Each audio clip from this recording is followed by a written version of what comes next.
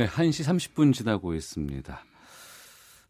최순실 국정농단 사태를 수사한 박영수 특검의 수사기간 연장도 불허를 했는데 박 전 대통령을 위해서 큰일을 한 것이 아닌가, 이러한 그 황교안 전 총리의 당대표 경선 중에 나온 발언이 지금 상당히 큰 파장을 일으키고 있습니다. 여기에 대해서 시사본부에서 좀 살펴보도록 하겠습니다. 박영수 특검 당시 특별수사관 한 분입니다. 이정원 변호사 자리하셨습니다. 어서 오십시오. 예, 안녕하십니까. 이정원 변호사입니다. 바로 본론으로 좀 들어가서 말씀을 좀 나눠보겠습니다. 네, 옥중에 있는 박근혜 전 대통령이 황 전 총리를 탐탁치 않게 여긴다, 이러한 그 유영아 변호사의 발언이 있었습니다. 네네. 그리고 나서 황교안 후보가 수사기간 연장 불허했다, 이게 큰일한 거 아니냐, 이런 취지의 발언을 하신 거예요. 네네. 이 발언에 대해서 특검 일원으로서 어떤 입장이실까 궁금합니다. 매우 부적절한 발언이죠. 네. 이게 수사기간 연장 불허를 정치적으로 판단했다는 것이고, 특히 특검 수사의 대상이었던 박 전 대통령을 위해서 수사를 방해했다? 네. 라는 이거 자백성 발언이 아닌가 싶기도 합니다. 네. 네. 그러니까 당시에 2017년 2월이었죠, 수사가 끝난 것이. 네, 그렇습니다. 벌써 2년 전의 이제 네. 기억인데요. 네. 당시 어떻게 해서 수사기간 연장이 안 된 거였어요, 그러니까? 아니, 특검에서는 그 수사기간 연장을 희망했습니다. 네. 신청도 했었는데 그거에 대해서 빨리 결정을 내려주지 않고 차일피일 하다가 네.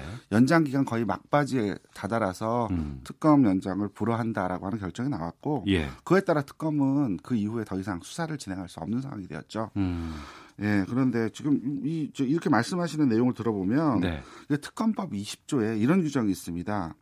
위계 또는 위력으로 그러니까 특검 수사관들 포함해서요 등의 수사 직무 수행을 방해한 자는 네. 5년 이하의 징역에 처한다는 규정이 있어요. 좀 이런 발언은 이에 해당할 수도 있는 게 아닌가라는 의심이 있습니다. 지금 자유한국당 전당대회 지금 그 당대표로 지금 출마를 한 그렇습니다. 황교안 전 총리 당시의 권한대행이었죠. 네, 그렇습니다. 그것이 직권남용으로도 볼 수 있다, 이런 그렇습니다. 말씀이시네요. 직권남용으로도 볼 수 있고 특검법 20조 위반도 해당될 여지가 있다고 봅니다. 예. 황 전 총리가 당시 이런 말도 했습니다. 수사할 건 다 했기 때문에 수사기간을 연장하지 않았다. 수사가 사실상 다 끝나서 기간 연장을 불허한 것이지 박 전 대통령을 돕기 위해 취한 조치는 아니다라고 여지를 남기기도 했거든요. 그렇게 말씀하시는 건 좀 어폐가 있는 것이, 특검에서 특검 수사가 더 필요하다고 해서 수사기간 연장 신청을 했고요. 그죠? 그다음에 당시에 다양한 제보가 쏟아지고 있는 상황이었고, 더군다나 삼성 이외에 다른 재벌에 대한 수사도 준비하고 있는 상황이었습니다. 더더군다나 수사 결과에 이게 당시에 또 특검에서 저희 그 박근혜 전 대통령을 기소한 게 아니에요. 특검에서 기소하지를 못하고요. 결국은 그 사건이 검찰로 이관되어서 검찰 쪽에서 박 대통령을 기소를 했습니다. 그 얘기는 뭐냐면 결국 박근혜 대통령에 대한 기소가 필요했다는 사정이고요. 만약에 기간 연장이 되었다고 한다면 특검에서 박근혜 전 대통령도 기소를 했겠죠. 그렇다면 앞뒤가 말이 안 맞는 말이죠. 이정원 변호사께서는 그렇게 말씀하십니다만 그 황 전 총리는 수사할 건 다 했다라고 지금 판단한 것 같거든요. 그러니까 이게 뭐 개인적인 판단이신지 모르겠지만 특검에서 특검 연장 신청을 할 때 충분한 근거를 대서 특검에서 요청을 했어요. 아까 제가 다시 한번 말씀드리지만 당시에 여러 가지 다른 재벌에 대한 수사도 더 확인할 부분들이 있었고요. 그다음에 가장 중요한 특히 이 사건의 어쩌면 주범이라고 할 수 있는 박근혜 전 대통령에 대한 그러니까 수사가 마무리되지 않은 상황이었단 말이죠.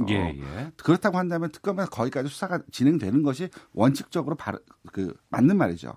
그런데 이 특검 수사 결국 박근혜 전 대통령에 대한 기소를 할 수 없는 상황이었고 그걸 검찰에 이관해서 검찰에서 기소를 했단 말입니다. 결국 특검에서 더 이상 수사할 필요가 없었다라고 얘기하는 건 논리적으로 맞지 않다는 말씀이죠. 특검의 수사 기한은 2017년 2월 28일 날 종료가 됐네요. 네, 그렇습니다. 벌써 이제 2년이 지난 시점에 돼 가는데 그 이후에 좀 뭐 소회라든가 여러 가지 얘기들을 좀 서로가 나누실 것 같아요. 아직 특검이 종료되지는 않았습니다. 무슨 뜻이죠? 무슨 말씀이냐면 네. 특검은 이 사건이 재판으로 확정될 때까지 네. 특검이 기소한 사건은 재판이 확정될 때까지 공소 유지, 즉 재판 절차에도 계속해서 관여를 할 수밖에 없습니다. 그것이 마무리될 때까지는 특검이 해체되지 않습니다. 현재 한 20명 정도 특검보님들을 포함해서 네. 지금 한 20명 정도가 잔류해서 지금 계속 재판 업무를 진행하고 있는 중이고요. 네. 수사가 종결되었을 뿐이죠. 그러니까 새로운 수사를 더한다거나 새로운 뭐 증인을 신청한다거나 이런 부분들은 좀 힘든 부분이지만 그렇습니다. 재판을 진행하는 과정에서 공소 유지를 위한 인력들은 지금 현재 활동을 하고 있는 그렇습니다. 것으로. 알겠습니다. 2016년부터 이제 90일 활동을 하신 거 아니에요? 네네네. 당시의 수사. 네. 정말 그 기간 동안에 뭐 참 힘든 일도 많았고 단 하루라도 발 뻗고 잡은 일이 없었다는 얘기를 들었거든요. 어떤 싸움이었는지 좀 소개해 주세요. 이게 특검 기간 연장이 저희는 이제 이게 법률적으로는 되어 있지만 당시에 처음 시작할 때부터 특검 연장이 안 될 걸 전제로 해서 그래서 수사 준비를 하라고 특검님께서 지시를 하셨어요. 박영수 특검이 특별검사가. 그래서 당시에 어쨌든 그 1차 수사 기간 안으로 어떤 내용으로든 성과를 내기 위해서 그리고 또 당시에 또 그 언론에 남아 있는 내용도 굉장히 많은 내용들이 있었지만 그 외에도 제보 그다음에 당시에 또 검찰이 그동안에 또 수사해 놨던 그 기록들이 또 수만 페이지 내용이었습니다. 그런 내용들을 다 이어받아서 검토하고 그거에 맞춰서 또 필요한 그 참고인들을 또 소환해서 조사하고 하는 기간이었기 때문에 시간이 너무너무 많이 부족했고요. 거의 뭐 수사하는 동안에는 뭐 거의 집에 못 들어가거나 뭐 잠깐 가서 뭐 사우나 가서 목욕하고 와서 다시 일을 해야 될 정도로 모두들 극도의 긴장 속에서 일을 했었습니다. 네. 박근혜 전 대통령 지금 재판 진행 중입니다. 네네. 당시를 좀 돌아봤을 때 가장 아쉬웠던 수사 아니면 이건 참 못했다라고 싶은 건 어떤 걸 말씀하실까요? 아쉬웠던 수사. 이게 저희가 수사하는 내용과 관련해서 다 설명을 드리기는 어렵습니다. 왜냐하면 저희가 수사 기간 동안에 근데 뭐 이 정도는 말씀을 드릴 수 있을 것 같아요. 당시에 삼성뿐만 아니고 그 이외에 그 최순실과 관여되었다고 보여지는 대기업에 대한 수사도 준비를 하고 있었습니다. 몇몇 대기업들은 그에 대한 그 정황이 있었다고 보여졌고요. 그런데 이제 그런 것들을 계속 진행하지 못했죠. 더군다나 특검에서 사실 이 사안의 본체라고 얘기할 수 있는 지금 특검에서 기소한 거는 뭐 이외에 뭐 2대 입시 비리도 있고 여러 가지가 있겠지만 기본적으로 그렇죠. 그다음에 또 블랙리스트 관련된 또 사건도 있었죠. 문화체육관광부에 그렇습니다. 거기서 그래서 김기춘 전 비서실장을 비롯해서 여러분들도 기소했던 그 사건 덩어리가 굉장히 여러 가지입니다. 그런데 메인 본체는 뭐였냐면 결국은 삼성하고 최순실 사이의 유착 관계였습니다. 결국 그렇다고 한다면 삼성에 대해서는 이재용 그 삼성 전 부회장에 대해서는 기소를 했고 최순실과 관련해서도 역시 기소를 했습니다. 근데 이제 이거와 관련해서 이후에 그러니까 더 수사가 되었다면 특검이 박근혜 전 대통령을 기소를 했겠죠. 근데 지금 현재 박근혜 전 대통령은 특검이 아니고 검찰에서 기소해서 지금 재판이 진행 중입니다. 당시에 청와대 압수수색도 불발됐었잖아요. 네, 그렇습니다. 그건 여파가 좀 있었을까요? 청와대 압수수색에 대해서 저희가 단단히 준비를 했었고요. 그다음에 어느 정도까지는 열어줄 것으로 또 기대를 또 했었습니다. 근데, 그래요? 근데 막혀버렸기 때문에 저희가 실제로 필요한 부분에 대해서 전부 다 일일이 적시를 했어요. 어떤 자료들이 어디에 있으니까. 그래서 최대한 그것과 관련해서 더군다나 그쪽에서 만약에 이게 국정 관련되는 중요한 기밀과 관련된 부분이라고 한다고 한다면 그 부분들을 제외하고 그 나머지 자료들만 저희가 압수수색을 통해서 입수하겠다라고까지 얘기했음에도 불구하고 불허가 됐기 때문에 그렇죠. 근데 사실 또 많이 기대하지 않은 것도 사실입니다. 이미 중요한 자료들은 다 치웠겠죠. 다 증거인멸했을 거라고 생각을 했기 때문에 또 뭐 굉장히 상징적이기도 하지만 한편으로는 또 그만큼 그걸 통해서 과연 얼마나 중요한 성과를 올릴 수 있었을지에 대해서는 의문도 갖고 있었습니다. 자, 박영수 특검 당시의 특별수사관이었던 이정원 변호사와 함께 말씀을 조금 나누고 있습니다. 청와대 압수수색 불발되는 것이라든가 뭐 특검 연장 거부에 대해서 이제 국무총리실이 밝힌 내용들 아마 살펴보셨을 것 같아요. 예, 그 이후에도 좀 근데 그 답변은 좀 옹색하다, 미흡하다라고 주장하실 부분들은 어떤 걸 말씀하십니까? 어떤 부분에 대해서 말씀하시는 거죠? 그러니까 특검 연장도 그렇고 압수수색이 불발된 것에도 그렇고요. 일단 이제 주요 피의자라고 네. 할 수 있는 수사 대상이 청와대에 계셨고 예. 또 청와대 안에서 어떤 일이 벌어졌는지에 대해 당시에 국민적 의혹들이 대단하지 않았습니까? 예. 이제 그런 것들을 확인하기 위해서 청와대 압수수색은 당연히 필요했었고요. 최근에도 보면 지금 그 김태우 수사관이라든가 예, 뭐 관련해 가지고 뭐 청와대 압수수색이 일부 이루어지기도 했었습니다. 그렇다고 한다면 굳이 그걸 반대할 이유, 못하게 할 이유가 있었는지, 네. 뭐 정권 차원에서 당시 정권 차원에서 뭔가 보호하고 싶은 부분이 있었겠죠. 이번에 황교안 전 총리의 발언 이후에 안민석 의원이 그런 얘기를 했어요.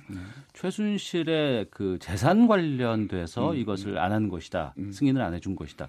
그 발언에 대해서는 어떻게 보셨어요? 예, 그것까지는 모르겠습니다만 예. 사실 특검에서 당시에 또 굉장히 열심히 저희가 준비를 하고 있었던 부분 중에 하나가 네. 그 최태민, 최순실 그 일가의 재산 상황이었습니다. 예. 그것들을 추적하기 위해서 별도의 팀들이 구성되었고요. 거기에다가 역의 그 전문가라든지 회계사 그와 관련된 계좌 추적 전문가들이 붙어가지고 네. 그것들을 계속해서 그 수사를 하고 있었어요. 수사 기간이 연장됐다고 한다면 네. 그 부분에서도 일정 부분 성과가 나오지 않았을까. 예, 근데 사실 이제 그로 통해서 이제 더 이상 수사가 진행될 수 없었고. 예. 만약에 지금이라도 그 정도의 팀이 구성되지 않는 한은 예. 이거 추적이 사실상 불가능하지 않을까 싶습니다. 그럼 어느 단계에서 이게 멈춰진 것으로 판단하세요?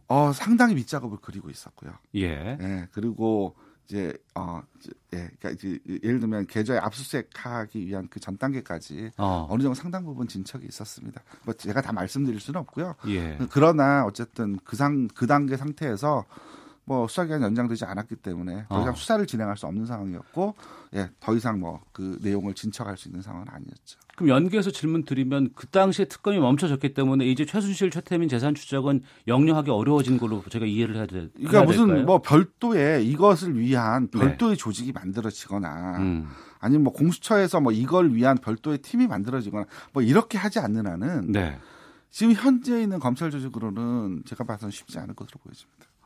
그렇군요. 일부 보수층에서는 지금도 뭐 최순실 태블릿 PC 조작설 같은 것들 얘기하고 있는 상황입니다.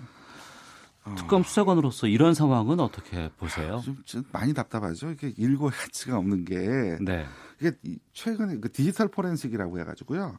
최첨단 수사 방식을 이용해서 이제 거의 휴대폰 같은 거 내용을 확인해 보면 그 안에 어떤 내용이 들어있고 위치 동선이 어떻게 되고 누가 사용했는지를 확인하는 건 어렵지 않은 일이거든요. 이게 뭐 거의 디지털 지문과 같은 거라서 그것을 부인한다라고 하는 건 이미 재판 과정에서 이미 법원에서 다 인정이 됐고요. 이걸 가지고 자꾸 문제 삼는 거는 뭐 특검 수사에 대해서 뭐 트집 잡기, 뭐 흠집 내기 뭐 이런 거 이상 아니라고 보여집니다. 3.1절 앞두고 박근혜 전 대통령 특별 사면해야 된다라는 지금 요구도 상당히 일부에서 나오고 있어요. 이런 요구들은? 우선 재판이 안 끝났습니다.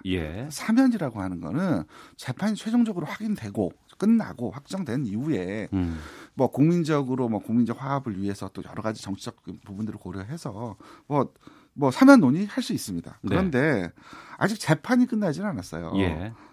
제가 어느 방송에서 그런 말씀 드렸던 것 같은데, 애를 낳기도 전에 앉아서 애가 무슨 뭐 어디 대학을 가느니 이 얘기하는 거하고 똑같거든요.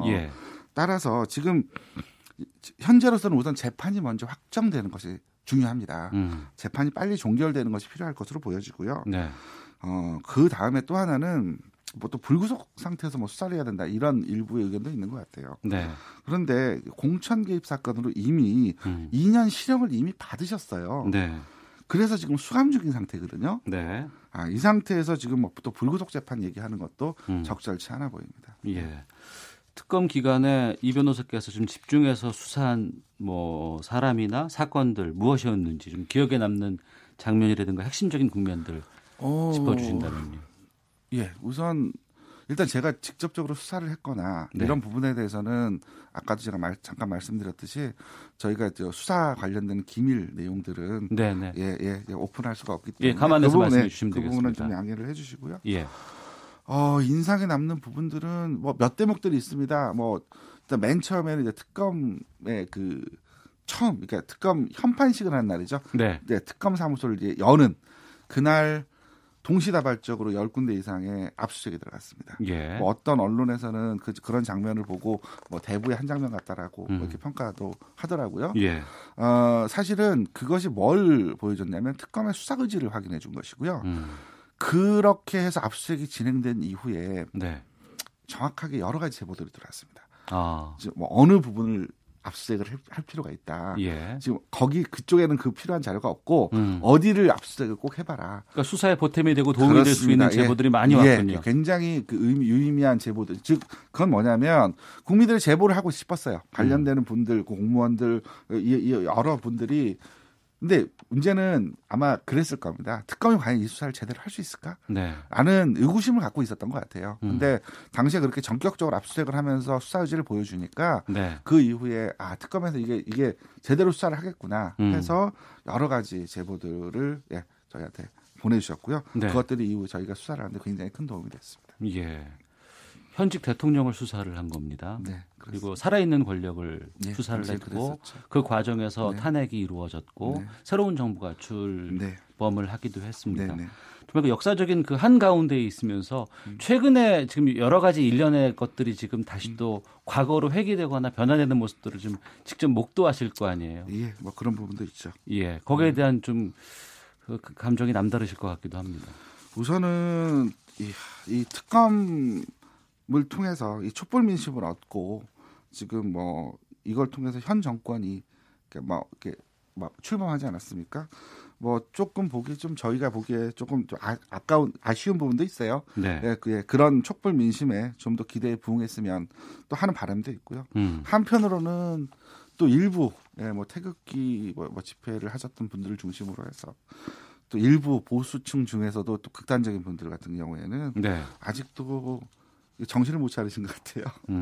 지금 역사적으로 잘못되었던 부분들을 단죄하고 정리를 하고 이것을 통해서 더 보다 나은 대한민국이 로 갈 수 있는 방법들을 서로 머리를 맞대서 지금 고민을 해야 될 시기인 것 같은데 뭐 이렇게 갈라져 있는 부분들이 좀 아쉽긴 합니다. 예. 그러니까 앞서 정치 권력의 심장부도 다뤘습니다만 경제 권력의 핵심 중 하나인 삼성도 다룬 특검이었잖아요. 그 부분에 대해서는 또 하실 말씀도 있으실 것 같아요. 이번 특검의 의의 중에 하나가 결국은 그 정견유착의 고리를 완전히 끊어내는 것이죠. 더 이상 이런 방식으로 특정한 이권을 더군다나 뭐 예를 들면 그 국민연금 같이 국민의 혈세를 통해서 이렇게 확보된 그 재산을 일부 대기업의 이익을 위해서 뭐 손실을 본다든가 하는 일들이 더 이상 발생하지 않도록 그런 일이 더 이상 대한민국에서 벌어지지 않는 어떤 표본 내지는 모범이 되었으면 싶고요. 그런 의미에서 이재용 삼성 부회장에 대한 재판도 엄중히 판단되어야 될 것으로 보여집니다. 지금 재판 진행 중인 사항들을 계속 보고 계시는 거 아니에요? 그리고 공소 유지를 위해서 계속해서 모여서 또 활동들도 하고 계시고. 그렇습니다. 재판 과정에서 이런 부분들은 좀 부족하다라고 느껴지는 것들은 없으세요? 특검에서는 어쨌든 최선을 다하고 있어요. 지금 아까도 말씀드렸던 공소유지 수사 당시에는 인원이 저희가 한 120명 이상이 됐었습니다. 거의 웬만한 대규모 지청 단위의 검찰청이 하나 새로 만들어진 것 같았거든요. 그렇게 해서 수사 지원을 받고 일을 진행을 하다가 지금 현재로서는 뭐 특검보님 몇 분과 그다음에 그 위에 지금 몇 분 특별수사관들 몇 분 남아 있고요. 아마 파견 검사 한 분인가 계실 거예요. 그러니까 그 적은 인력으로 지금 수백억 수임료를 받고 일을 하는 수백 명자 대형 로펌에서 그 의견서를 거의 무슨 뭐 추측하듯이 의견서가 나옵니다. 거기에 의견서 하나 들어오면 저기도 반박 의견서를 꼭 하나 낸다는 심정으로 특검 수사관들이 지금 일을 하고 있고요. 그래서 그런 방식으로 좀 대응을 하고 있기 때문에 아직도 현재 특검에서 지금 고생하고 있는 특검님 이하 수사관님들한테 경애를 표하고 싶습니다. 알겠습니다. 특검 연장 중단에 대해서 황교안 전 총리의 발언이 있었기 때문에 오늘 좀 이정원 변호사와 함께 특검 연장 거부 관련된 여러 가지 상황에 대해서 좀 말씀을 좀 나눠봤습니다. 오늘 말씀 잘 들었습니다. 고맙습니다. 네, 감사합니다.